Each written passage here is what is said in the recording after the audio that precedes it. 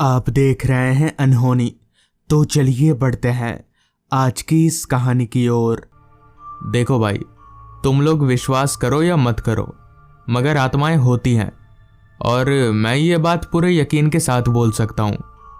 इतना कहकर मेरे दोस्त चंदू ने बात की शुरुआत की तभी मेरा एक और दोस्त जगदीश बोला, हाँ भाई, भूत तो होते हैं, मेरे पापा ने भी देखा है सफ़ेद साड़ी वाली भूतनी को।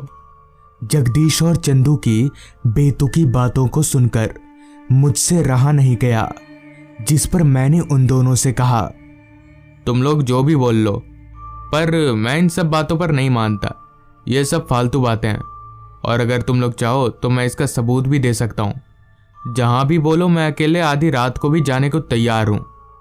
मेरी बात सुनकर चंदू बोला, ठीक है, अगर तू इतना ही हिम्मत वाला है तो इस बात को प्रूफ कर।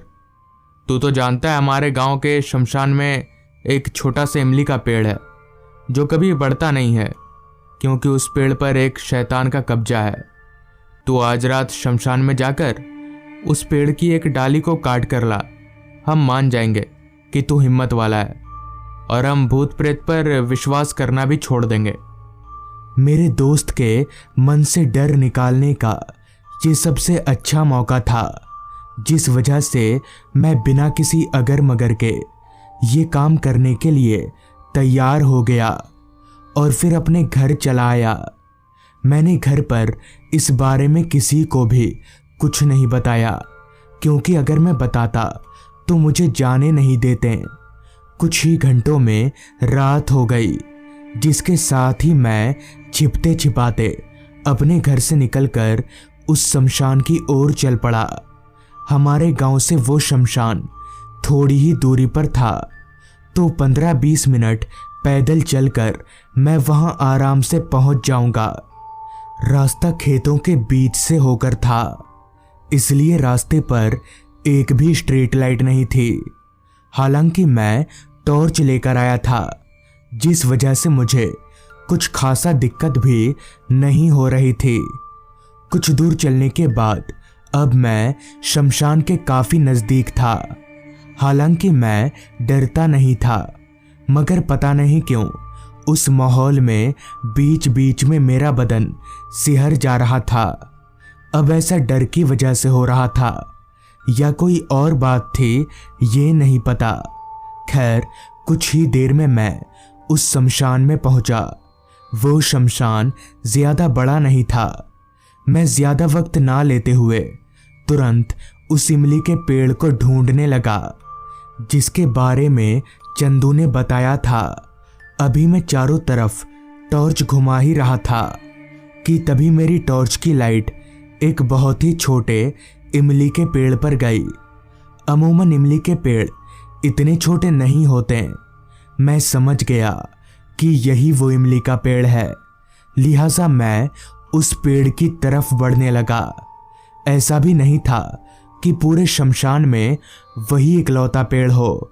वहां बाकी के बहुत से पेड़ थे, मगर पता नहीं क्यों वो पेड़ काफी अजीब सा दिख रहा था। खैर, मैं उस पेड़ के पास गया और टहनी तोड़ने के लिए जैसे ही अपना हाथ आगे बढ़ाया कि तभी उस घने पेड़ के अंदर से किसी ने मेरा हाथ पकड़ लिया। वो हाथ इतना ठंडा था जैसे वो हाथ ना होकर कोई बर्फ का गोला हो। मैंने तुरंत अपनी टॉर्च की लाइट अपने हाथ की तरफ घुमाई, तो मेरे हाथ पर टॉर्च की लाइट पड़ते ही जिस किसी ने भी मेरा हाथ पकड़ रखा था, उसने मेरा हाथ एकदम से छोड़ दिया, और टॉर्च की लाइट में वहां अब कोई भी नहीं दिख रहा था। उस वक्त पर भी मैं डरा नहीं था। मुझे लगा शायद ये मेरे मन का वहम होगा। ये सोचकर मैंने जैसे तैसे करके जल्दी से एक टहनी तोड़ा और वहां से निकलने लगा। वहां से निकलते वक्त मैं काफी खुश था, मगर मुझे कहाँ पता था कि मेरी खुशी डर में बदलने वाली है। खैर, मैं शमशान से बाहर निकलकर अपने घर की तरफ जाने लगा। अब मेरे एक हाथ में बैटरी टॉर्च और दूसरे में वो टहनी थी। आसपास का माहौल देखकर ये लग रहा था कि अब रात काफी हो चुकी है। अभी मैं खुशी खुशी आगे बढ़ ही रहा था कि तभी किसी पत्थर से ठेस लगने की वजह से मैं औंधे मुंह जमीन पर जा गिरा। जमीन पर गिरते ही मेरे हाथ से वो टहनी छूट गई। मुझे बहुत जोर से चोट लगी, मगर फिर भी मैं किसी तरह से उठकर बैठा और अपने हाथ पैर सहलाने लगा। कपड़े झाड़कर मैं जैसे ही उस टहनी को उठाने के लिए उस ओर मुड़ा तो मेरे रगों में दौड़ता खून पानी सा हो गया, क्योंकि वहां अब कोई टहनी नहीं बल्कि एक कलाई तक कटा हुआ हाथ था। मगर ये कैसे हो सकता है? आखिर एक टहनी कटे हुए हाथ में कैसे बदल सकती है? मुझे अपनी आंखों पर विश्वास नहीं हो रहा था। इसलिए मैंने जब आंख मीचकर दोबारा उस तरफ देखा तो मैं और भी ज्यादा हैरान हो गया, क्योंकि अब वहां ना तो कोई टहनी थी और ना ही कोई कटा हुआ हाथ। उस वक्त मुझे डर तो लग रहा था, मगर उससे भी ज्यादा मैं इस बात को लेकर परेशान था कि अगर मैं टहनी लेकर अपने दोस्तों के पास नहीं गया तो मैं सबके सामने डरपोक साबित हो जाऊंगा। थोड़ी देर सोच विचार करने के बाद शमशान में वापस जाकर मैंने टहनी लाने का फैसला किया।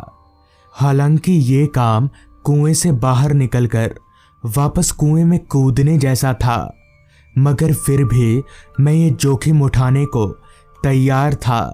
लिहाजा मैं वापस से शमशान की ओर जाने लगा। मैं जिस जगह पर था वहां से शमशान ज्यादा दूर नहीं था, तो मैं जल्दी ही शमशान पहुंच गया। शमशान पहुंचकर सीधे उस इमली के पेड़ के पास गया और टहनी तोड़ने के लिए आगे बढ़ ही रहा था कि तभी मैंने जो देखा वो देखकर मेरा कलेजा कांप गया और मेरे हाथ पैर जोर जोर से कांपने लगे, क्योंकि उस छोटे से इमली के पेड़ पर दूर से जो मुझे टहनियां दिख रही थी वो पास आते ही एकदम से इंसानी कटे हुए हाथों में तब्दील हो गए। उस पेड़ पर अब सिर्फ इंसान के कटे हुए हाथ ही नजर आ रहे थे। मैं समझ गया कि यहां दाल में कुछ काला नहीं बल्कि पूरी दाल ही काली है। अब मेरी हिम्मत पूरी तरीके से टूट चुकी थी। मैं वहां से भागने के लिए तुरंत पीछे मुड़ा और पीछे मुड़कर जैसे ही वहां से भागना चाहा कि तभी मैं धड़ाम से जमीन पर जा गिरा, क्योंकि मुझे ऐसा महसूस हुआ जैसे किसी ने पीछे से मेरे दोनों पैरों को पकड़कर रखा हो।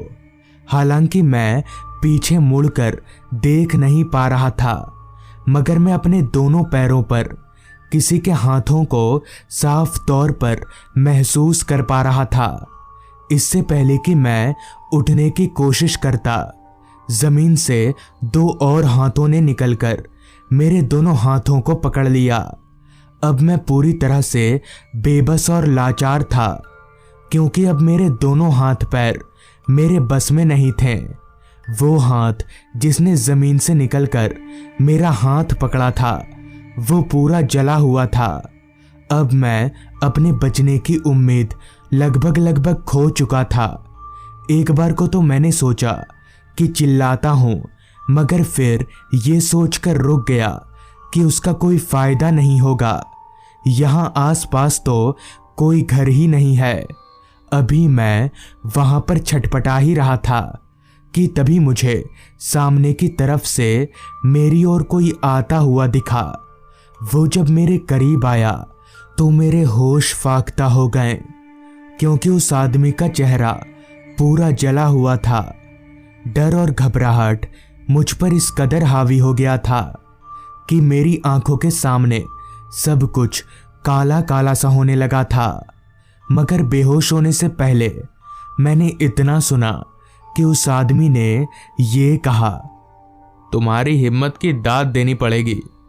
और फिर मैं बेहोश हो गया। अगली सुबह जब मेरी आंख खुली तो मैं शमशान में ही पड़ा हुआ था।